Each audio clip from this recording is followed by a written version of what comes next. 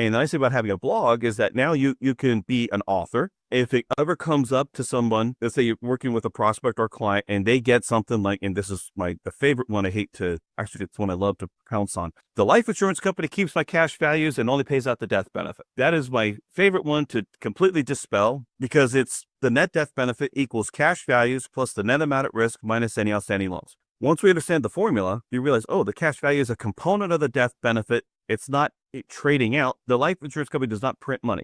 And once I figured that out, I wrote the blog article. Now it's there. And the old phrase is, you can't always believe everything you hear, but seeing is believing. So now if that ever comes up, I can always explain something, by phone, over the phone. And I could say, I'm going to send you a link so you can read up on it later. And this way they can know that I stand behind my word. I can prove the things I'm talking about. And the goal is not to sell from the blog. In fact, Van Miller follows me on social media and stuff, and I would post my blog articles and such. And he actually called me, I don't know, 2-3 years ago. He said, David, you're not selling anybody with those blogs. Would you like some advice on it? Okay, I'll listen. Anybody that doesn't listen to Van Miller, shame on you. So I listen to it, but the purpose of my blog is not to sell. It's to clear the weeds. It's to make it easier for someone to make a quality decision for their best interest, whatever that's going to be for them. And that's one of the ways that I have become far more studious about this. I've got this reputation of the Google of life insurance. I'm like, thank you. I don't know how to monetize that yet. There's got to be a way. I don't know what that is, but